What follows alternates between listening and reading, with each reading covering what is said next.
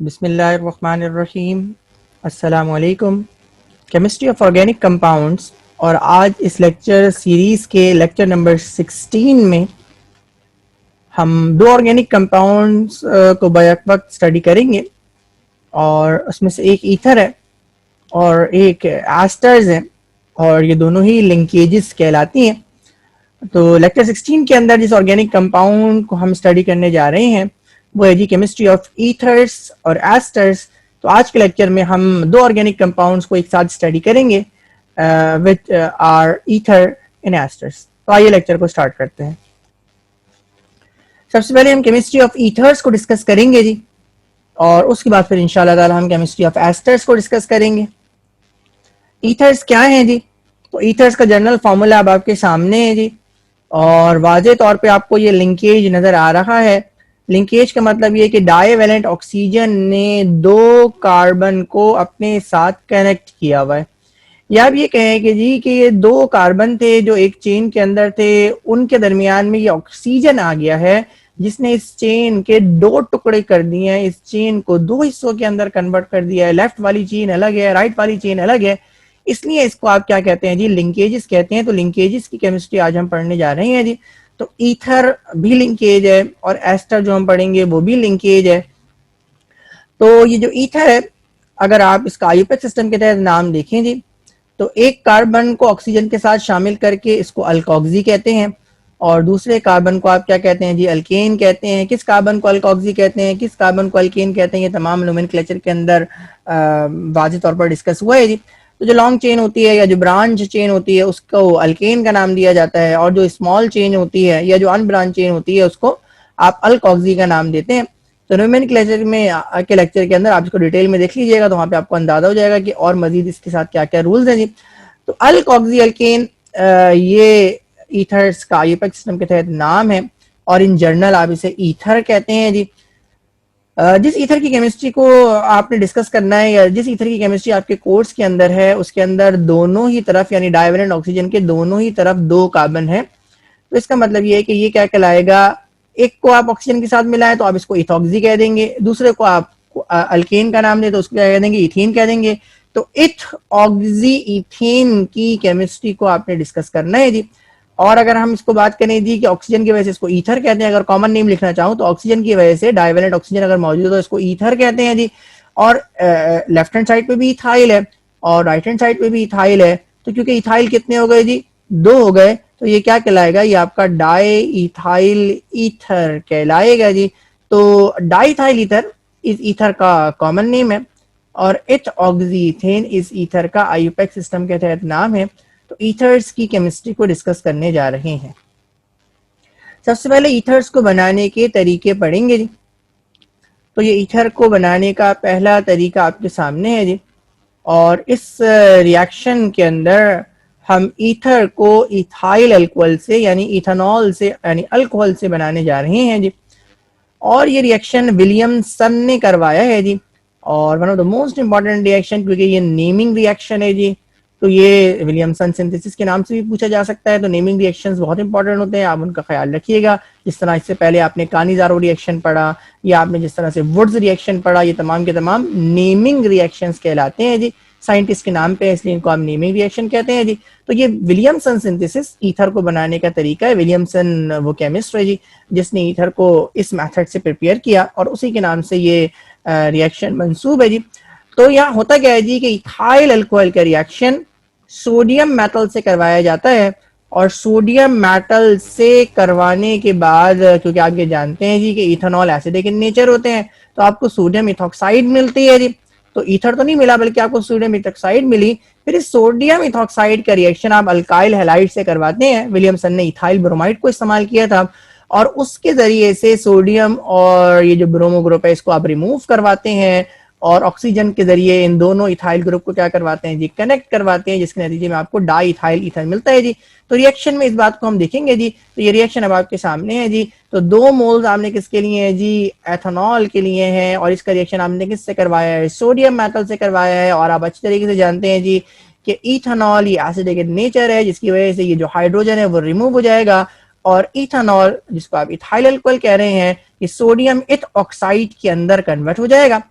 अगले स्टेप में क्या होगा जी, इस सोडियम इत ऑक्साइड का रिएक्शन आप इथाइल ब्रोमाइड से करवाएंगे और यहाँ पर सोडियम पे पॉजिटिव चार्ज है और ब्रोमो पे नेगेटिव चार्ज है। इसका मतलब है ये ब्रोमो इस सोडियम पे अटैक करेगा और अपने साथ इसको यहाँ से लेकर निकल जाएगा, जिसके नतीजे में ये ऑक्सीजन की एक वैलेंसी खाली होगी और ये C2H5 में कार्बन की एक वैलेंसी खाली होगी और ऑक्सीजन के साथ ये दूसरा कार्बन भी आके अटैच हो जाएगा और उसके नतीजे में आपको क्या मिल जाएगा, ईथर मिल जाएगा। तो सोडियम इथॉक्साइड ने ब्रोमो इथेन से, जिसको आप इथाइल ब्रोमाइड भी कहते हैं, से रिएक्ट किया और उसके नतीजे में इथ ऑक्सी इथेन यानी डाई इथाइल ईथर के अंदर कन्वर्ट हो गया। तो ये पहला तरीका है ईथर को बनाने का। तो इस रिएक्शन में क्या हुआ ये मैंने आपको समझाया जी कि इस ब्रोमो ने इस सोडियम पे अटैक किया है और इस सोडियम को अपने साथ लेके ये निकल गया है सोडियम ब्रोमाइड की फॉर्म में, जिसकी वजह से इस ऑक्सीजन की वैलेंसी खाली हुई है और इस कार्बन की वैलेंसी खाली हुई है जी, जिसकी वजह से इस ऑक्सीजन के साथ ये कार्बन भी आके अटैच हो गया, यानी ऑक्सीजन के अब दोनों तरफ कार्बन या इथाइल ग्रुप आके अटैच हो गए हैं। तो ये क्या बन गया है, डाई इथाइल ईथर बन गया है, या इसको आप क्या कहते हैं जी, इथ ऑक्सी इथेन कहते हैं। तो विलियमसन ने इस रिएक्शन को पहली बार करवा के देखा और उसी के नाम से ये रिएक्शन मंसूब है जी। तो चंद नेमिंग रिएक्शन, जिसके अंदर आपका वुड्स रिएक्शन है, जिसके अंदर आपका कानिजारो रिएक्शन है, जिस तरह आपके अंदर फ्रेडरल क्राफ्ट अल्काइलेशन और आइसाइलेशन रिएक्शन है, उसी तरह ये एक फैलिंग जिस तरह रिएक्शन है, टॉलेंस रिएजेंट का जो आपने रिएक्शन पढ़ा है जी। तो ये सारे के सारे नेमिंग रिएक्शंस हैं। तो इन नेमिंग रिएक्शंस का में एक और नेमिंग रिएक्शन को आप शामिल करें और वो विलियमसन सिंथेसिस है जी। रिएक्शन बड़ा सिंपल सा है जी, लेकिन इंपॉर्टेंट इसलिए है जी कि इम्तिहान में ये विलियमसन सिंथेसिस के नाम से भी पूछा जा सकता है जी। तो आपको ये याद रखना चाहिए कि विलियमसन ने ईथर को किस तरह से बनाया है जी। अगर सिर्फ आ जाए right down the method of preparation of ether, फिर आपकी मर्जी, आप जो भी रिएक्शन लिखें। लेकिन अगर वो ये आपसे कहता है जी कि विलियमसन सिंथेसिस को डिस्कस करें जी, तो फिर आपको यही दो रिएक्शन आपको करके दिखाने पड़ेंगे। यहाँ पे आप यानी क्लोरो भी इस्तेमाल नहीं कर सकते क्योंकि विलियमसन ने ब्रोमो ही इस्तेमाल किया है। तो इन बातों का आपने ख्याल रखना है। One of the most important reaction, इसको आप जरा इसका ख्याल रखिएगा जी। तो ईथर को बनाने का यह पहला तरीका था जी और अल्कोहल के जरिए आपने ईथर को बनाया। पहले स्टेप के अंदर आपने अल्कोहल को सोडियम मेटल के साथ ट्रीट किया। अल्कोहल एसिडिक इन नेचर होते हैं, ये सोडियम इथॉक्साइड के अंदर कन्वर्ट हो गए। अगले स्टेप में सोडियम इथॉक्साइड का रिएक्शन इथाइल ब्रोमाइड से करवाया गया। सोडियम और ब्रोमीन यहाँ से रिमूव हुए और उसके नतीजे में आपको डाई इथाइल ईथर मिला। ये ईथर को बनाने का दूसरा तरीका अब आपके सामने है और यहाँ पर भी आप ईथर को इथाइल अल्कोहल से ही बना रहे हैं, लेकिन यहाँ इस रिएक्शन के अंदर आप इथेनॉल की यानी इथाइल अल्कोहल की डिहाइड्रेशन करवाने जा रहे हैं। अब ये जानते हैं जी कि इथाइल अल्कोहल की अगर डिहाइड्रेशन करवाई जाएगी तो इसके अंदर आपको क्या लेना पड़ेगा जी, इसके अंदर आपको कॉन्सेंट्रेटेड सल्फ्यूरिक एसिड लेना पड़ेगा। एक बात का ख्याल रखिएगा जी कि इथेनॉल की अगर आप डिहाइड्रेशन करवाएंगे तो फौरन आपके दिमाग में आ रहा है भाई इससे तो इथीन मिलता है जी। बिल्कुल इथीन मिलता है, लेकिन उसके लिए आपको कॉन्सेंट्रेटेड सल्फ्यूरिक एसिड इस्तेमाल करना पड़ता है और हाई टेम्परेचर पर रिएक्शन करवाया जाता है। और तीसरी बात क्या होती है कि इथेनॉल की क्वांटिटी लेस होती है जी। अगर इथेनॉल की क्वांटिटी एक्सेसिव होगी, लो टेम्परेचर पे रिएक्शन करवाया जाएगा तो इस रिएक्शन के नतीजे में वाटर मॉलिक्यूल्स रिमूव होंगे, लेकिन एक्सेसिव इथेनॉल की मौजूदगी में इथीन नहीं मिलेगा, बल्कि आपको क्या मिलेगा, डाई इथाइल ईथर मिलेगा जी। तो यहाँ पे डिहाइड्रेशन के बारे में यहाँ पे लिखा हुआ है जी, the removal of water molecules using dehydrating agent such as concentrated sulphuric acid. तो यहाँ पर अब आप इस बात का ख्याल रखिएगा जी कि यहाँ पर जो आप सल्फ्यूरिक एसिड इस्तेमाल कर रहे हैं वो कॉन्सेंट्रेटेड ही है, लेकिन इस रिएक्शन को लो टेम्परेचर पे करवाया गया है और इस रिएक्शन के अंदर इथेनॉल की एक्सेसिव क्वांटिटी है। तो उसी वजह से आपको क्या मिला है, यहाँ पे डाई इथाइल ईथर मिला है जी। अगर आप इथाइल अल्कोहल की लेस क्वांटिटी होती और टेम्परेचर आपका हाई होता तो उस सूरत के अंदर इथेनॉल किसके अंदर कन्वर्ट होता, इथीन के अंदर कन्वर्ट होता। तो इथेनॉल से इथीन भी बना सकते हैं और इथेनॉल से आप डाई इथाइल ईथर भी बना सकते हैं। फर्क मैंने आपको बता दिया। ईथर बनाने के लिए आपको लो टेम्परेचर चाहिए होता है जी और इथेनॉल की एक्सेसिव क्वांटिटी चाहिए होती है। तो हुआ क्या है जी कि इथेनॉल किसके अंदर कन्वर्ट हो गया है, डाई इथाइल ईथर या इथॉक्सी इथीन के अंदर कन्वर्ट हो गया है और एक इथेनॉल में से हाइड्रोजन और दूसरे इथेनॉल के मॉलिक्यूल में से OH ग्रुप रिमूव हुआ है। इसके नतीजे में वाटर मॉलिक्यूल्स रिमूव हो गए हैं और यहाँ पे देखिए इस कार्बन की वैलेंसी खाली हुई OH के रिमूवल से और यहाँ पे हाइड्रोजन के रिमूवल से इस ऑक्सीजन की वैलेंसी खाली हुई। तो ऑक्सीजन और कार्बन ने आपस में क्या बना लिया है, सिंगल बॉन्ड बना लिया है और ऑक्सीजन के अब दोनों तरफ कार्बन आ गए हैं जी। तो यानी इथेनॉल किसके अंदर कन्वर्ट हो गया, ईथर के अंदर कन्वर्ट हो गया जी। तो ये दूसरा तरीका था ईथर्स को बनाने का। और इथेनॉल की एक्सेसिव अमाउंट की सल्फ्यूरिक एसिड की से आपने डिहाइड्रेशन करवाई है लो टेम्परेचर पे, जिसके नतीजे में आपको डाई इथाइल ईथर मिला है। ये तीसरा तरीका है ईथर्स को बनाने का। और यहाँ इस तरीके में आप इथाइल क्लोराइड को यानी अल्काइल हैलाइड को इस्तेमाल कर रहे हैं, और अल्काइल हैलाइड को इस्तेमाल करके आप ईथर बनाने जा रहे हैं जी। तो क्या जाता है जी, इथाइल क्लोराइड का रिएक्शन सिल्वर ऑक्साइड से करवाया जाता है जी। तो सिल्वर ऑक्साइड से के साथ जब इथाइल क्लोराइड को हीट किया जाता है तो उसके नतीजे में आपको सिल्वर क्लोराइड के प्रेसिपिटेट्स मिलते हैं जी। और जो आपको मेन प्रोडक्ट है वो आपकी क्या होती है जी, ईथर होती है जी। क्योंकि आपको यहाँ पे प्रेसिपिटेट्स मिले हैं, तो again it is the characteristic test for the ether. तो ईथर्स को पहचानने के लिए टेस्ट इस्तेमाल किया जाता है जी। तो आपने किया क्या है जी, इथाइल क्लोराइड के 2 मोल्स लिए हैं जी। और इथाइल क्लोराइड के 2 मोल्स लेने के बाद आपने उसका रिएक्शन किससे करवाया है जी, सिल्वर ऑक्साइड से करवाया है। और सिल्वर ऑक्साइड से करवाने के बाद हुआ क्या है जी, कि दोनों जो आपके इथाइल क्लोराइड है उन दोनों में से ये एक एक जो क्लोरो ग्रुप है वो क्या हुआ है जी, रिमूव हुआ है। और उसको रिमूव किससे हुआ है जी, उन दोनों ही क्लोरो ग्रुप ने, जो दोनों मॉलिक्यूल्स हैं, तो 2 क्लोरो ग्रुप हैं, तो 2 क्लोरो ग्रुप ने इन दोनों सिल्वर एटम्स के साथ रिएक्ट किया, और उसके नतीजे में यहाँ पे ये प्रेसिपिटेट आउट हो गए। जब ये प्रेसिपिटेट आउट हो गए तो आपके पास 2 इथाइल रेडिकल बचे, यानी 2 कार्बन ऐसे जिनमें कार्बन की एक वैलेंसी खाली है जी, और दोनों इथाइल रेडिकल है यानी 2 कार्बन है।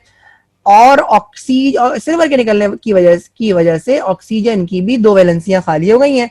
तो अब होगा क्या जी, कि ऑक्सीजन के अतराफ में यानी लेफ्ट हैंड साइड पे और राइट हैंड साइड पे इथाइल रेडिकल आके अटैच हो जाएगा, और ये डाइवेलेंट ऑक्सीजन दोनों तरफ से कार्बन की चेन के साथ कनेक्ट हो जाएगा, जिसके नतीजे में इथाइल क्लोराइड किसके अंदर कन्वर्ट हो जाएगा, डाई इथाइल ईथर के अंदर, इथॉक्सी इथेन के अंदर कन्वर्ट हो जाएगा। तो इस रिएक्शन में हुआ क्या है जी, कि ये क्लोरो ग्रुप सिल्वर को अपने साथ लेके निकल गया। और सिर्फ एक इथाइल रेडिकल के साथ ऐसा नहीं हुआ है जी, बल्कि एक क्लोरो इथेन इसमें इस्तेमाल नहीं हुआ, बल्कि 2 मॉलिक्यूल्स क्लोरो इथेन के इस्तेमाल हुए हैं, तब जाके आपको क्या मिला है जी, डाई इथाइल ईथर मिला है जी। तो ये एक सिंपल सा रिएक्शन था जिसके अंदर आपने क्या देखा जी, कि ये प्रेसिपिटेशन एबिलिटी है किसकी, सिल्वर और क्लोराइड की आपस में जी। तो इथाइल क्लोराइड जब सिल्वर ऑक्साइड के साथ रिएक्ट करेगा तो क्लोरो की सिल्वर के साथ रिएक्टिविटी है जी, तो क्लोरो इस सिल्वर के साथ निकल जाएगा, और क्लोरो के सिल्वर के साथ निकलने की वजह से 2 इथाइल रेडिकल जनरेट होंगे। ऑक्सीजन की डाइवेलेंसी क्या हो जाएगी, फ्री हो जाएगी, जिसके नतीजे में ऑक्सीजन जो डाइवेलेंट ऑक्सीजन है वो अपने दोनों अतराफ में इथाइल रेडिकल को कनेक्ट कर लेगा, और उसके नतीजे में क्लोरो इथेन किसके अंदर कन्वर्ट हो जाएगा, डाई इथाइल ईथर के अंदर कन्वर्ट हो जाएगा। तो ये 3 तरीके आपने पढ़े ईथर्स को बनाने के। जो पहला तरीका था उसके अंदर जो आपने ईथर को बनाया वो विलियमसन सिंथेसिस कहलाता है। और विलियमसन सिंथेसिस के अंदर आपने क्या किया था जी, आपने ये किया जी कि इथेनॉल को इस्तेमाल किया, और पहले इथेनॉल की एसिडिक प्रॉपर्टी को इस्तेमाल किया, और इथेनॉल का रिएक्शन आपने किससे करवाया जी, सोडियम मेटल से करवाया। और सोडियम मेटल से इथेनॉल का रिएक्शन करवाने के बाद आपने क्या किया जी, इथेनॉल वो सोडियम इथॉक्साइड के अंदर कन्वर्ट हो गया, और सोडियम इथॉक्साइड का रिएक्शन फिर आपने इथाइल ब्रोमाइड से करवाया, जिसके नतीजे में आपको डाई इथाइल ईथर मिला। ये पहला तरीका था जिसको आप विलियमसन सिंथेसिस कहते हैं। और दूसरे तरीके के अंदर आपने क्या किया था, एक्सेसिव क्वांटिटी इथेनॉल की ली थी, और उसको लो टेम्परेचर पे dehydrating agent concentrated sulphuric acid के साथ ट्रीट किया था जी। तो ये डाइथाइल ईथर के अंदर कन्वर्ट हो गया था after removal of water molecules from ethanol. और जो तीसरा रिएक्शन आपने पढ़ा अभी इससे पहले वाले स्लाइड के अंदर, वो आपने इथाइल क्लोराइड का रिएक्शन सिल्वर ऑक्साइड से करवाया है, यानी Ag2O से करवाया है, जिसके नतीजे में क्लोरो ग्रुप और सिल्वर ग्रुप रिमूव हुआ है, और डाइवेलेंट ऑक्सीजन के अराउंड 2 इथाइल रेडिकल आके अटैच हो गए हैं, जिसके नतीजे में इथेनॉल डाई इथाइल ईथर यानी ईथर के अंदर कन्वर्ट हो गया है। तो ये 3 रिएक्शन थे ईथर्स के, और हम ईथर्स की केमिकल प्रॉपर्टीज पढ़ने जा रहे हैं जी। ईथर हाइड्रोजन आयोडाइड के साथ रिएक्ट कर सकते हैं जी। और आप ये जानते हैं जी कि हाइड्रोजन आयोडाइड एसिड है, क्योंकि आपको यहाँ पे हाइड्रोजन वाजे नजर आ रहा है। हाइड्रोक्लोरिक एसिड जिस तरह है, जिस तरह हाइड्रोब्रोमिक एसिड HBr होता है, उस तरह ये हाइड्रो आयोडस एसिड है जी, यानी HI है जी। तो इसका मतलब ये एसिड है, और एसिड के साथ अगर कोई सब्सटेंस रिएक्ट करे तो वो बेसिक इन नेचर होती है। One of the most important reaction है आपके लिए, क्योंकि इससे पहले आपने ये पढ़ा जी कि इथाइन एसिडिक इन नेचर है, आपने पढ़ा जी कि फिनोल्स एसिडिक इन नेचर है, अल्कोहल्स एसिडिक इन नेचर है, उसके बाद फिर आपने पढ़ा कि carboxylic acid acidic in nature है जी। लेकिन ईथर्स बेसिक इन नेचर है। तो ये जो केमिकल रिएक्शन है ये इस बात का सबूत है जी कि ईथर्स बेसिक इन नेचर है जी। और ईथर्स बेसिक इन नेचर इसलिए है जी कि इसके अंदर जो डाइवेलेंट ऑक्सीजन है, ऑक्सीजन के पास लोन पेयर ऑफ इलेक्ट्रॉन्स होते हैं जी, और इस लोन पेयर ऑफ इलेक्ट्रॉन्स की मदद से इस हाइड्रोजन को, ये हाइड्रोजन को एक्सेप्ट कर सकता है जी।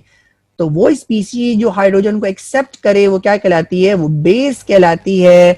तो यहाँ पर यही होता है जी कि ईथर के अंदर जो ये ऑक्सीजन मौजूद है जी, तो ऑक्सीजन अपने लोन पेयर ऑफ इलेक्ट्रॉन्स को इस्तेमाल करता है और लोन पेयर ऑफ इलेक्ट्रॉन्स को हाइड्रोजन को एक्सेप्ट करने के लिए इस्तेमाल करता है जी, और उसके नतीजे में आपको ऑक्सोनियम आयन मिलता है जी।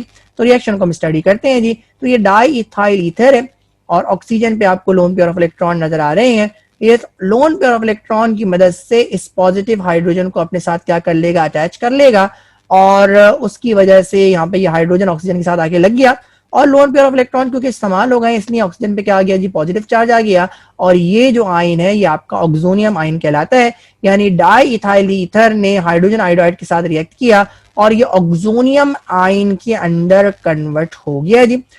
तो हुआ क्या है जी, इस लोन पेयर ऑफ इलेक्ट्रॉन ने इस हाइड्रोजन पे अटैक किया है जी, और अटैक करने के बाद ये हाइड्रोजन इसके साथ क्या हो गया जी, अटैच हो गया है जी। और हाइड्रोजन के अटैच होने के बाद क्योंकि लोन पेयर ऑफ इलेक्ट्रॉन इस्तेमाल हो गए इसलिए ऑक्सीजन पे क्या आ गया है जी, पॉजिटिव चार्ज आ गया है जी। अगले स्टेप में क्या होता है, क्योंकि ऑक्सीजनियम आयन तो आपका अनस्टेबल है, अब इसको किसी प्रोडक्ट में कन्वर्ट होना है जी, और आयोडीन भी यहाँ पे मौजूद है आयोडाइड आयंस की फॉर्म में। तो ये जो आयोडाइड आयंस हैं ये क्या करते हैं, इथेनॉल के बनने में मदद देते हैं, यानी ऑक्सीजन को अपने लोन पेयर ऑफ इलेक्ट्रॉन वापस चाहिए। ऑक्सीजन भी देखिए इलेक्ट्रोनेगेटिव है, खैर अभी तो इस पे पॉजिटिव चार्ज आया हुआ है लेकिन ऑक्सीजन आपका इलेक्ट्रोनेगेटिव है, और आयोडीन भी इलेक्ट्रोनेगेटिव है, इसलिए आयोडीन ऑक्सीजन पे अटैक नहीं कर सकता। हाँ, ऑक्सीजन की मदद कर सकता है और उसके लोन पेयर ऑफ इलेक्ट्रॉन वापस देने में मदद कर सकता है जी। तो आयोडीन क्या करता है, बेसिकली आयोडीन जाकर इस इथाइल यानी इस कार्बन पे अटैक करता है जी, और इस कार्बन पे अटैक करने के बाद इस कार्बन के साथ अटैच हो जाता है और इथाइल आयोडाइड आपको मिल जाता है, और ये जो सिंगल बॉन्ड है ये ब्रेक हो जाता है, यानी ऑक्सीजन के इलेक्ट्रॉन के साथ ये कार्बन अपना इलेक्ट्रॉन छोड़ देता है, और ये जो दो इलेक्ट्रॉन्स हैं ये ऑक्सीजन को वापस हो जाते हैं, जिसकी वजह से ऑक्सीजन के lone pair of electron retain हो जाते हैं, और बॉन्ड के ब्रेक होने की वजह से आपको इथेनॉल और इथाइल आयोडाइड मिलता है जी। तो ऑक्सोनियम आयन इथेनॉल और इथाइल आयोडाइड के अंदर कन्वर्ट हो जाता है, और हुआ क्या है जी कि इस ये जो आयोडो रेडिकल है या जो आयोडाइड आयंस है इसने इस कार्बन पे, इथाइल वाले कार्बन पे अटैक किया जी, और उसके साथ आके अटैच हो गया, जिसकी वजह से ये जो बॉन्ड है ये कहाँ पे शिफ्ट हो गया है, ऑक्सीजन के पास शिफ्ट हो गया, यानी loan pair of electron oxygen को वापस हो गए हैं, और ये जो ऑक्सोनियम आयन है ये दो कंपाउंड्स के अंदर यानी इथेनॉल के अंदर और इथाइल आयोडाइड के अंदर कन्वर्ट हो गया है जी। इथेनॉल और इथाइल आयोडाइड में से जो ज्यादा स्टेबल कंपाउंड है वो इथाइल आयोडाइड है। इसका मतलब है कि इथेनॉल मजीद रिएक्ट करेगा किसके साथ, हाइड्रोजन आयोडाइड के साथ, और ये कन्वर्ट हो जाएगा किसके अंदर, इथाइल आयोडाइड के अंदर कन्वर्ट हो जाएगा with the removal of water molecules जी। तो ये सिंपल सा जो रिएक्शन था जिसमें आपने पढ़ा जी, तो इस बात का सबूत है जी कि ईथर्स बेसिक इन नेचर है। यहाँ मैंने वाटर नहीं लिखा, आप इसको बैलेंस करने के लिए यहाँ पे वाटर भी लिख लीजिएगा जी। तो ये ईथर्स की केमिकल रिएक्शन आपके सामने था जी, और ये इस बात का सबूत था जी कि ईथर्स बेसिक इन नेचर होते हैं जी। और ईथर्स बेसिक इन नेचर इसलिए होते हैं जी क्योंकि ये हाइड्रोजन आयोडाइड के साथ रिएक्ट कर सकते हैं जी। ये रिएक्शन बेसिकली प्रेसिपिटेशन रिएक्शन है, क्योंकि यहाँ पे आपको मोर स्टेबल प्रोडक्ट मिल रही है। इसका हरगिज मतलब नहीं है कि जी कि इथेनॉल भी बेसिक इन नेचर है जी, सिर्फ ईथर बेसिक इन नेचर है जी। प्रोडक्ट को स्टेबलाइज करने के लिए यहाँ पर इथेनॉल हाइड्रोजन आयोडाइड के साथ रिएक्ट कर रहा है और मोर स्टेबल प्रोडक्ट यानी इथाइल आयोडाइड बना रहा है with the removal of water molecules. तो इस रिएक्शन को एक बार मैं फिर आपको बता देता हूँ जी कि इस रिएक्शन में हुआ क्या है जी। ईथर बेसिक इन नेचर है और उसकी वजह ऑक्सीजन में मौजूद लोन पेयर ऑफ इलेक्ट्रॉन का होना है जी। तो ये लोन पेयर ऑफ इलेक्ट्रॉन को इस्तेमाल करके ये ऑक्सीजन इस हाइड्रोजन को अपने साथ कनेक्ट करता है जी, जिसकी वजह से इस ऑक्सीजन पे पॉजिटिव चार्ज आ जाता है जी, और ये ईथर ऑक्सोनियम आयन के अंदर कन्वर्ट हो जाता है। अगले स्टेप के अंदर ऑक्सोनियम आयन को मुख्तलिफ प्रोडक्ट के अंदर कन्वर्ट होना होता है, और ये आयोडाइड आयंस ये इस कार्बन पे अटैक करते हैं जी, और कार्बन के साथ ये इथाइल आयोडाइड बनाते हैं। ये वाला बॉन्ड ब्रेक हो जाता है और इसकी वजह से ऑक्सीजन के लोन पेयर ऑफ इलेक्ट्रॉन उसको वापस हो जाते हैं, और ये जो कंपाउंड है वो इथेनॉल के अंदर कन्वर्ट हो जाता है।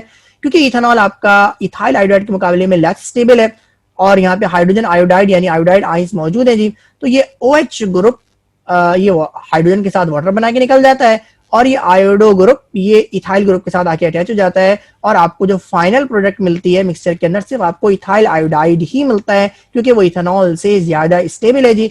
तो ईथर्स बेसिक इन नेचर होते हैं जो आपने इस रिएक्शन के अंदर पढ़ा। One of the most important reaction है, क्योंकि इम्तिहान में कई किसी ना किसी तरीके से पूछ लिया जाता है। तो इस रिएक्शन का जो कि 3 स्टेप के अंदर हुआ है, इसका आपने बहुत ज्यादा ख्याल रखना है और इस बात का भी ख्याल रखना है जी कि आपके कोर्स के अंदर एक ही कंपाउंड है जो बेसिक इन नेचर है जी, और वो है आपका ईथर्स। तो ये ईथर की केमिस्ट्री थी और आपकी किताब में ईथर्स का एक ही रिएक्शन है जी जिसको हमने पढ़ा जी। तो ईथर की केमिस्ट्री को हम समराइज करने जा रहे हैं जी। तो ये डाई इथाइल ईथर की रेफरेंस से आपने ईथर को स्टडी किया है, जिसको आप इथॉक्सी इथेन भी कहते हैं। जो पहला तरीका आपने ईथर को बनाने का पढ़ा है, इसको आप विलियमसन सिंथेसिस कहते हैं, क्योंकि इस रिएक्शन को विलियमसन ने करके देखा था जी। और पहली बार क्योंकि विलियमसन ने किया था और उसी के नाम से ये रिएक्शन मंसूब है जी। नेमिंग रिएक्शन है, इसका आपने ख्याल रखना है जी। तो इथेनॉल का रिएक्शन सोडियम मेटल के साथ करवाया जाता है, तो ये सोडियम इथॉक्साइड के अंदर कन्वर्ट हो जाता है। और उसके बाद जब सोडियम इथॉक्साइड का रिएक्शन आप इथाइल ब्रोमाइड से करवाते हैं, तो उसके नतीजे में ये NaBr रिमूव हो जाता है और डाई इथाइल ईथर आपको मिलता है। ये रिएक्शन क्योंकि विलियमसन ने करवाया, इसलिए आप इसको विलियमसन सिंथेसिस भी कहते हैं जी। जो दूसरा रिएक्शन है उसके अंदर आपने एक्सेसिव क्वांटिटी इथेनॉल की इस्तेमाल करनी पड़ती है और लो टेम्परेचर पे इसका रिएक्शन डिहाइड्रेटिंग एजेंट यानी कॉन्सेंट्रेटेड सल्फ्यूरिक एसिड से करवाया जाता है। तो उसके नतीजे में भी दोनों ईथर में से वाटर मॉलिक्यूल्स रिमूव होते हैं और उसके नतीजे में दोनों इथेनॉल में से जो 2 मॉलिक्यूल आपने इथेनॉल के इस्तेमाल किए हैं उसमें से वाटर मॉलिक्यूल्स रिमूव होते हैं और वाटर मॉलिक्यूल्स का रिमूव होने के बाद ऑक्सीजन के अराउंड 2 इथाइल रेडिकल आके अटैच हो जाते हैं और इथेनॉल डाई इथाइल ईथर के अंदर कन्वर्ट हो जाता है जी। तो ये दूसरा तरीका है जी ईथर्स को बनाने का। जो तीसरा तरीका है उसके अंदर आप क्लोरोइथेन को इस्तेमाल करते हैं और क्लोरोइथेन का रिएक्शन आप सिल्वर ऑक्साइड के साथ करवाते हैं। ये क्लोरो ग्रुप सिल्वर के साथ रिएक्ट करता है और सिल्वर क्लोराइड के प्रेसिपिटेट्स फॉर्म करता है और इस डाइवैलेंट ऑक्सीजन के अराउंड 2 इथाइल रेडिकल आके अटैच हो जाते हैं और क्लोरोइथेन डाई इथाइल ईथर के अंदर कन्वर्ट हो जाता है जी। तो ये कुछ ईथर्स को बनाने के चंद तरीके थे जी।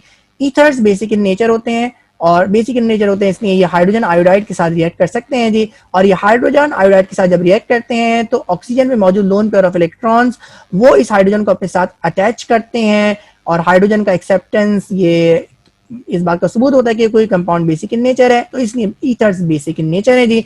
और ये अपने लोन पेयर ऑफ इलेक्ट्रॉन को इस्तेमाल करने की वजह से ऑक्सीजन पे पॉजिटिव चार्ज आ जाता है और di ethyl ether oxonium ion के अंदर कन्वर्ट हो जाता है, जिसके बाद रह जाने वाले आयोडाइड आयंस ये क्या करते हैं जी, ये इस कार्बन पे अटैक करते हैं और ऑक्सीजन के लोन पेयर ऑफ इलेक्ट्रॉन्स को वापस होते हैं जी। और उस नतीजे में आपको 2 प्रोडक्ट मिलती हैं, one is ethanol and another is ethyl iodide. तो क्योंकि इस रिएक्शन के अंदर HI मौजूद है इसलिए इथेनॉल अपने आप को स्टेबलाइज कर सकता है और वो इथाइल आयोडाइड के अंदर कन्वर्ट हो सकता है जी। तो ये केमिस्ट्री है जी ईथर्स की, जिसको आपने स्टडी किया। तो ईथर्स को बनाने के तरीके और ईथर से होने वाले केमिकल रिएक्शन को आपने इस स्लाइड के अंदर समराइज किया है। अब हम दूसरे लिंकेजेस को स्टडी करने जा रहे हैं और ये केमिस्ट्री ऑफ एस्टर्स है जी। तो केमिस्ट्री ऑफ एस्टर्स को हम स्टडी करेंगे।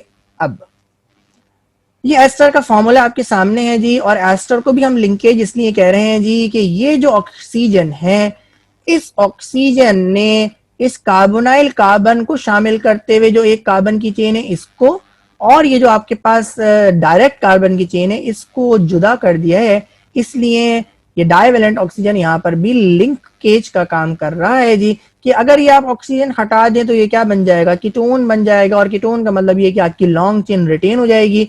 लेकिन क्योंकि यहाँ पे ऑक्सीजन आ गया है जी और ऑक्सीजन ने कार्बोनाइल कार्बन वाली चेन को और ये अल्काइल वाली चेन को आपस में कनेक्ट किया हुआ है, तो ये भी लिंकेज कहलाती है।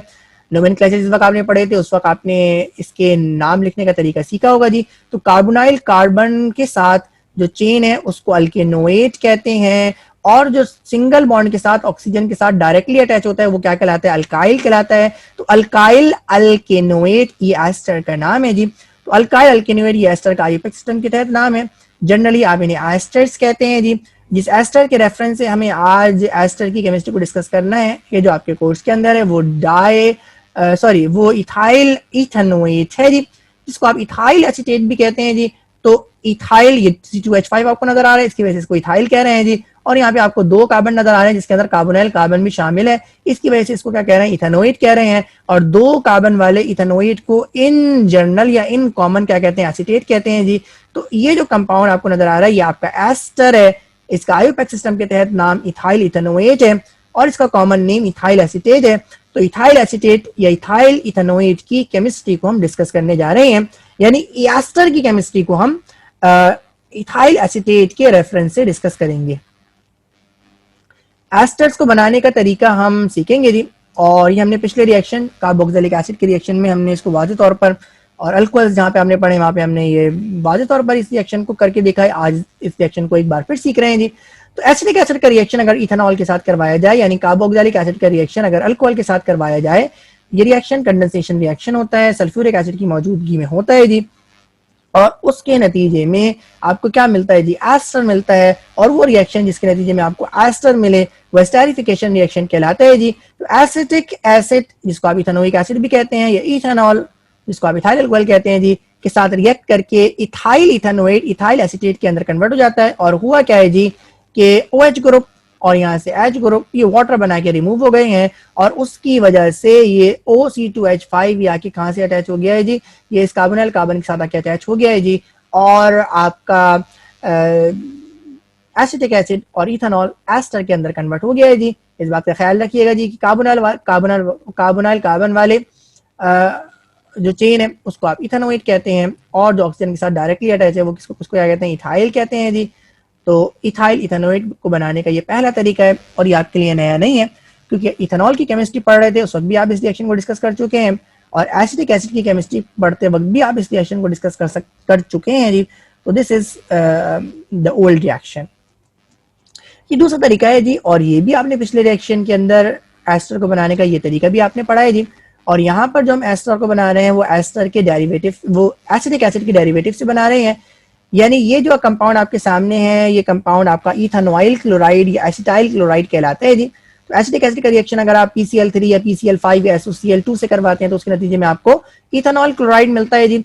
और इथेनॉइल क्लोराइड का रिएक्शन अगर आप सोडियम इथॉक्साइड से करवाएं जो कि अल्कोहल का सोडियम डेरिवेटिव है जी, तो इसके नतीजे में ये क्लोरो और ये सोडियम ये आपस में क्योंकि रिएक्टिव है ये यहाँ से रिमूव हो जाते हैं, और ये OC2H5 ये इस कार्बोनिल कार्बन से आके कनेक्ट हो जाता है जी, और आपको इथाइल इथेनोएट या इथाइल एसीटेट मिलता है जी। इस रिएक्शन में हुआ क्या जी कि सोडियम क्लोराइड यहाँ से रिमूव हो गए, और सोडियम क्लोराइड के रिमूव होने की वजह से ये जो OC2H5 है ये कार्बोनिल कार्बन के साथ आके अटैच हो गया, और इथेनॉइल क्लोराइड ने सोडियम इथॉक्साइड के साथ रिएक्ट किया और आपको एस्टर मिला। तो ये दूसरा रिएक्शन था, और ये रिएक्शन भी आपके लिए नया नहीं है क्योंकि ये रिएक्शन भी आपने पिछले ही लेक्चर के अंदर केमिस्ट्री ऑफ एसिटिक एसिड के अंदर इसको आपने स्टडी किया है। तो ये दो तरीके थे जी एस्टर को बनाने के जी। अब हम एस्टर की केमिकल प्रॉपर्टीज को पढ़ने जा रहे हैं जी। और ये दोनों जो प्रॉपर्टीज हैं वो बेसिकली एस्टर की डिकम्पोजिशन है दो मुख्तलिफ मीडियम के अंदर। तो एस्टर को अगर एसिडिक मीडियम के अंदर आप डिकम्पोज करवाएंगे, एसिडिक मीडियम के अंदर डिकम्पोज करवाने का मतलब ये है जी कि वाटर की एक्सेसिव अमाउंट आप लेंगे और सल्फ्यूरिक एसिड ये एज अ मीडियम का रोल प्ले करेगा। उसके नतीजे में जिस तरह से एस्टर बना था वही कंपोनेंट्स आपको वापस हो जाएंगे, इसलिए ये रिएक्शन रिवर्सिबल भी रिएक्शन है जी कि ethanol ethyl acidic acid ethanol के साथ रिएक्ट करके एस्टर बनाता है, और अगर आप एस्टर के अंदर एक्सेसिव अमाउंट ऑफ वाटर डाल दें in the presence of concentrated sulphuric acid in the presence of dilute sulphuric acid, तो इसमें एस्टर क्या होता है जी ब्रेक हो जाता है, और वो अपने कंपोनेंट जिससे वो बना था उसके अंदर ये ब्रेक हो जाता है जी। तो ये रिएक्शन आपका हाइड्रोलिसिस कहलाता है जी। तो ethyl ethanoate excessive amount of water in the presence of acidic medium के साथ इसने क्या किया जी ब्रेक हुआ, और इथाइल एसीटेट किसके अंदर कन्वर्ट हो गया, इथेनोइक एसिड, और इथेनॉल के अंदर कन्वर्ट हो गया। तो ये रिएक्शन आपकी हाइड्रोलिसिस कहलाती है एसिडिक मीडियम के अंदर, यानी डाइल्यूट सल्फ्यूरिक एसिड की मौजूदगी में अगर इथाइल एसीटेट का reaction excessive amount of water के साथ करवाया जाएगा एसिडिक मीडियम के अंदर, तो ये जिस तरह से बना था उसी कंपोनेंट्स के अंदर डिकम्पोज हो जाएगा और आपको एसिटिक एसिड और इथेनॉल मिलेगा। रिएक्शन रिवर्सिबल इसलिए है जी कि अगर आप इस रिएक्शन को कंट्रोल कर सकते हैं जी। एसिटिक एसिड का रिएक्शन इथेनॉल से करवाया जाए और कॉन्सेंट्रेटेड सल्फ्यूरिक एसिड की मौजूदगी में करवाया जाए तो ये आपका एस्टर के अंदर कन्वर्ट हो जाता है, और इसी तरह एस्टर का रिएक्शन वाटर के साथ करवाया जाए और डाइल्यूट सल्फ्यूरिक एसिड की मौजूदगी में करवाया जाए तो ये किसके अंदर कन्वर्ट हो जाता है, ये आपका इथेनोइक एसिड और इथेनॉल के अंदर कन्वर्ट हो जाता है। तो this is one of the most important reaction, reversible reaction है, इसका आपने ख्याल रखना है जी। हाइड्रोलिसिस एसिडिक मीडियम के अंदर रिवर्सिबल होती है और एस्टर डिकम्पोज हो जाता है इनटू इट्स इनिशियल कंपोनेंट्स यानी acetic acid and ethyl alcohol. यही हाइड्रोलिसिस बेसिक मीडियम के अंदर भी करवाई जा सकती है जी। और बेसिक मीडियम के अंदर करवाने के लिए आपको 10% सोडियम हाइड्रोक्साइड इस्तेमाल करना पड़ता है, यानी 90% वाटर है और 10% इसके अंदर सोडियम हाइड्रोक्साइड है, यानी यहाँ पे भी एक्सेसिव अमाउंट है जी। लेकिन यहाँ पे क्योंकि सोडियम हाइड्रोक्साइड आपने डाला हुआ है जी, और आप ये जानते हैं जी कि जो एसिटिक एसिड है जी वो आपका बेसिक है, वो आपका वो एसिडिक इन नेचर है जी, और वो क्या करेगा, वो इसके साथ सॉल्ट के अंदर कन्वर्ट हो जाएगा जी।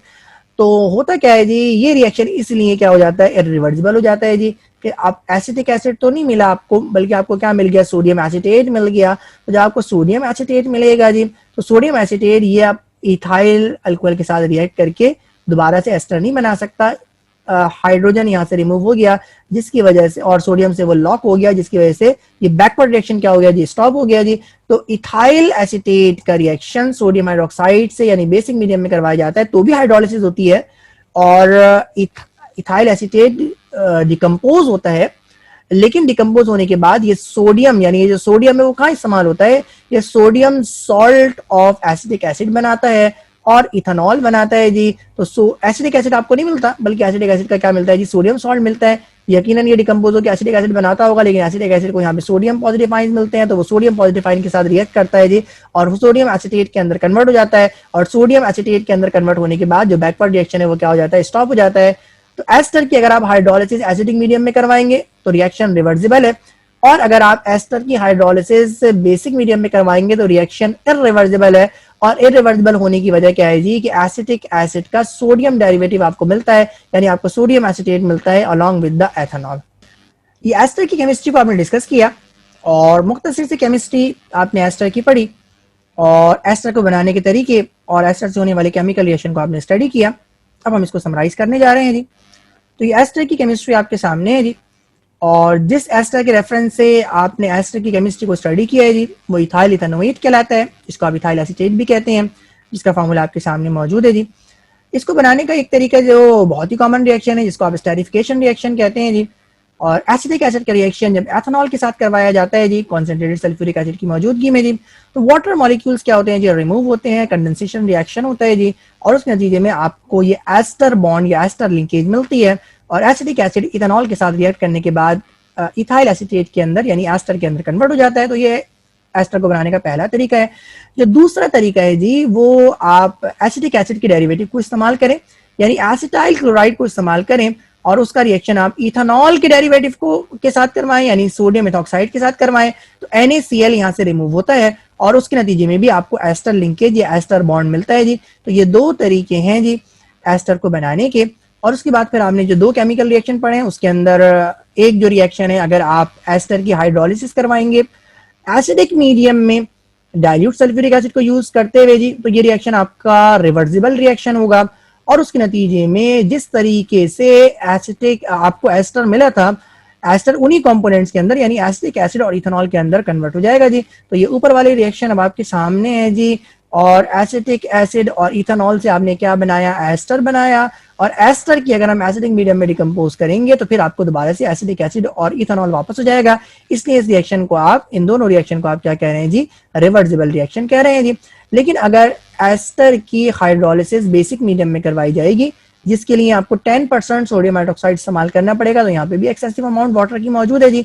तो यहाँ पर sodium salt of acetic acid मिलेगा, यानी एसिटिक एसिड का सोडियम डेरिवेटिव मिलेगा, यानी सोडियम एसिटेट मिलेगा, और इथेनॉल मिलेगा। ये रिएक्शन इरिवर्सिबल इसलिए है जी, क्योंकि एसिटिक एसिड सोडियम एसिटेट के अंदर कन्वर्ट हो गया, अब वो इथेनॉल के साथ रिएक्ट नहीं कर सकता, यानी ये दोनों रिएक्टेंट ये आपके एस्टर नहीं बना सकते, इसलिए ये हाइड्रोलिसिस क्या होती है, या हाइड्रोलिसिस आपकी इरिवर्सिबल होती है जी। तो ये एस्टर की केमिस्ट्री थी, जिसको आपने यहाँ पे समराइज किया। इम्तिहान के अंदर ईथर्स और एस्टर किस तरह से पूछे गए हैं, आइए इसे देखते हैं। तो ये पहला सवाल आपके सामने है जी, और यहाँ पे लिखा हुआ है जी, give the equation for the following reactions, और पहला रिएक्शन लिख के दिया हुआ है जी एस्टेरिफिकेशन जी। एस्टरिफिकेशन का मतलब होता है जी एस्टर को बनाना। तो एस्टर को बनाना अच्छी तरीके से जानते हैं जी कि एसिटिक एसिड का रिएक्शन अगर इथेनॉल के साथ करवाया जाए तो उसके नतीजे में आपको क्या मिलता है जी, एस्टर मिलता है और वाटर मॉलिक्यूल्स रिमूव होते हैं। अगर आप इस एरो पे कॉन्सेंट्रेटेड सल्फ्यूरिक एसिड भी लिख दें तो बहुत अच्छा है। दूसरा रिएक्शन लिखा हुआ है जी hydrolysis of ethyl acetate. Ethyl acetate ester को कहते हैं इन बेसिक मीडियम। तो अभी आपने पढ़ा कि इथाइल एसीटेट का रिएक्शन अगर सोडियम हाइड्रोक्साइड के साथ करवाया जाएगा 10% सॉल्यूशन लिया जाएगा। ये रिएक्शन आप पोटेशियम हाइड्रोक्साइड के साथ भी करवा सकते हैं, यानी किसी और बेस के साथ भी करवाया जा सकता है जी। तो उसके नतीजे में आपको sodium salt of acetic acid यानी सोडियम एसीटेट मिलेगा और इथेनॉल मिलेगा। ये दूसरा क्वेश्चन आपके सामने है जी, और इस सवाल के अंदर भी आपसे इक्वेशन ही पूछी गई है जी, और लिखा हुआ है जी acetyl chloride with sodium methoxide. तो एसिटाइल क्लोराइड ये आपका कार्बोक्सिलिक एसिड का क्लोरो डेरिवेटिव है, सोडियम मेथॉक्साइड ये इथेनॉल का सोडियम डेरिवेटिव है। इन दोनों का अगर आप आपस में रिएक्शन करवाएंगे NaCl रिमूव होगा और एसिटाइल क्लोराइड सोडियम इथॉक्साइड के साथ रिएक्ट करके किसके अंदर कन्वर्ट हो जाएगा, एस्टर के अंदर कन्वर्ट हो जाएगा। ये इक्वेशन भी आपने कई बार पढ़ ली है। इथाइल इथेनोएट बनाना है फ्रॉम इथेनॉल। देखिए हम इसको जरा थोड़ा अल्फाजों पे जाया करेंगे। इथाइल इथेनोएट बनाना है यानी एस्टर आपका प्रोडक्ट है और इथेनॉल से बनाना है, तो जाहिर सी बात है इथेनॉल का रिएक्शन हमें एसिटिक एसिड से करना पड़ेगा। तो इथेनॉल का रिएक्शन आपने एसिटिक एसिड से किया, जिसके नतीजे में आपको क्या मिला जी, इथाइल इथेनोएट मिला, जिसको आप इथाइल एसिटेट भी कहते हैं और इन जनरल इसे एस्टर कहते हैं जी। ये तीसरा सवाल अब आपके सामने है जी, और यहाँ पे लिखा हुआ है reaction of chloroethane with sodium ethoxide, और दूसरा लिखा हुआ है reaction of iodoethane with sodium ethanoate. देखें ये दो रिएक्शन हैं, और जरा सा आप पीछे जाएं तो जहां पर आपने चैप्टर नंबर 8 के अंदर जो पहला लेक्चर था चैप्टर नंबर 8 का, वहां पर आपने एसएन रिएक्शन की हेडिंग के अंदर ये पढ़ा था जी कि अल्काइल हैलाइड से ईथर भी बनाया जाता है और अल्काइल हैलाइड से एस्टर भी बनाया जाता है जी। तो आज इन रिएक्शन को आप दोबारा से पढ़ने जा रहे हैं जी।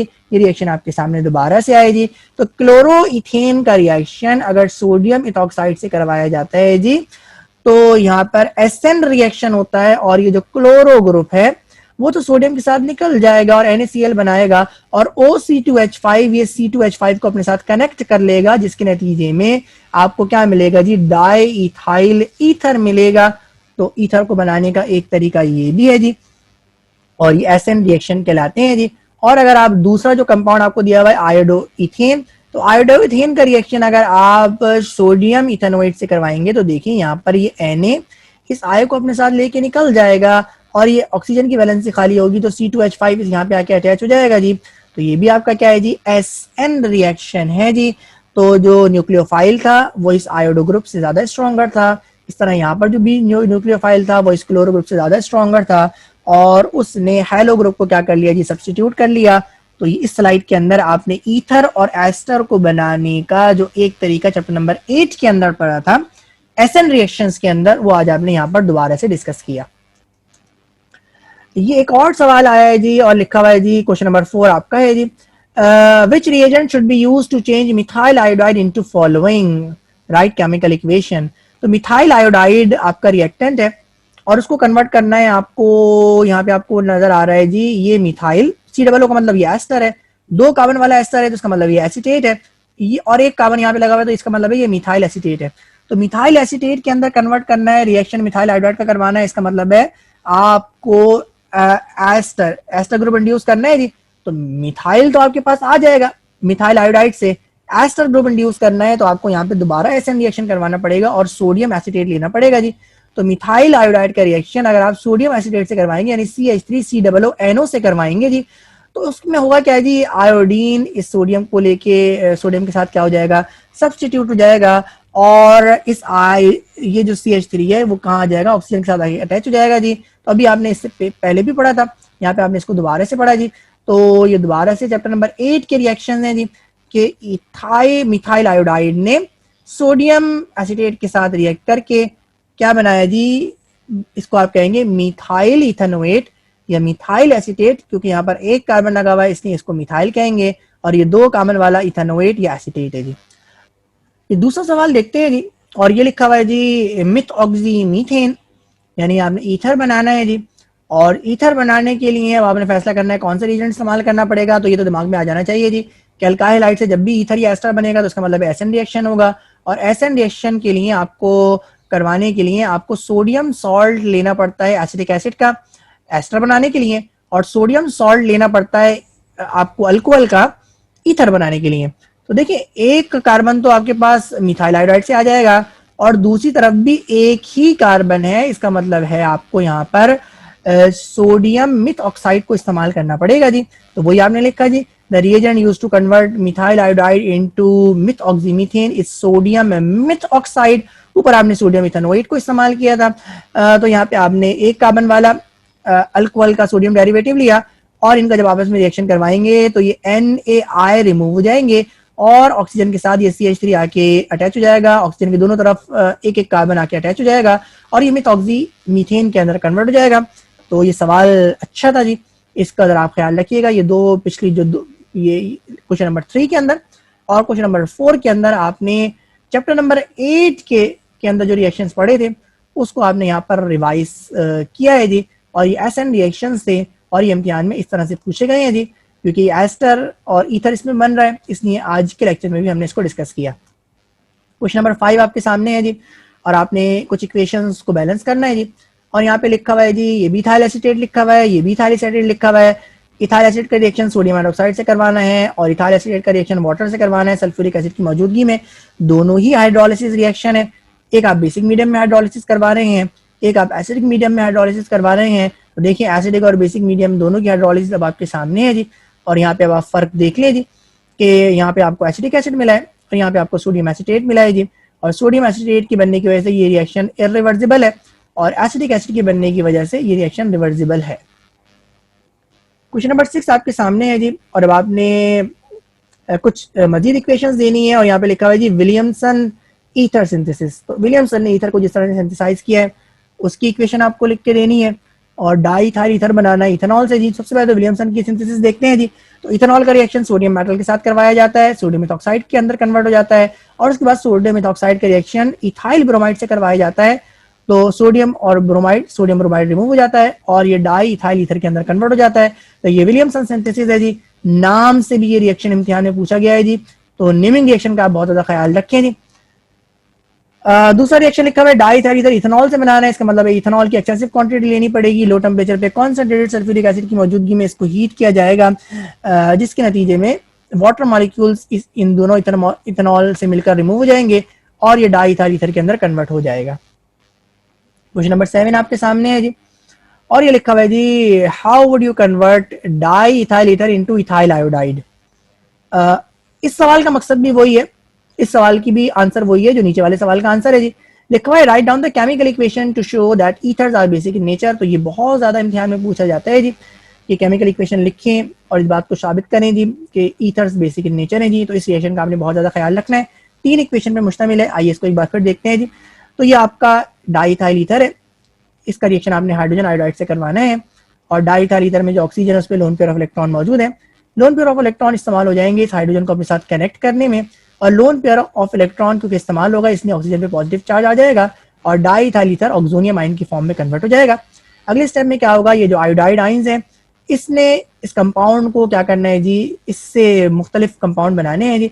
तो ये ऑक्सीजन की पे तो अटैक कर नहीं सकता क्योंकि ऑक्सीजन भी इलेक्ट्रोनेगेटिव है और खुद भी इलेक्ट्रोनेगेटिव है, तो ये इस कार्बन पे अटैक करेगा और इस कार्बन के साथ ये इथाइल आयोडाइड बनाएगा और उसकी वजह से ये बॉन्ड के जो 2 इलेक्ट्रॉन्स हैं वो इस ऑक्सीजन को वापस हो जाएंगे, ऑक्सीजन की लोन पेयर ऑफ इलेक्ट्रॉन उसको वापस हो जाएंगे, तो उसका पॉजिटिव चार्ज यहाँ से खत्म हो जाएगा और वो इथेनॉल के अंदर कन्वर्ट हो जाएगा। क्योंकि इथेनॉल की रिएक्टिविटी बहुत ज्यादा है और इथाइल आयोडाइड की रिएक्टिविटी बहुत कम है, तो अगर एक्सेसिव अमाउंट हाइड्रोजन आयोडाइड का मौजूद है यानी सॉल्यूशन के अंदर आयोडाइड आयंस एक्सेसिव क्वांटिटी के अंदर मौजूद हैं जी, तो उसके नतीजे में क्या होगा, ये OH ग्रुप को यहाँ से क्या कर लेंगे, रिप्लेस कर लेंगे और खुद इसकी जगह आके लग जाएंगे और इथेनॉल किसके अंदर कन्वर्ट हो जाएगा, इथाइल आयोडाइड के अंदर कन्वर्ट हो जाएगा और OH और हाइड्रोजन के रिमूव होने की वजह से आपको वाटर मिलेगा। तो वाटर भी आप यहाँ पे इस इक्वेशन में लिख लीजिएगा।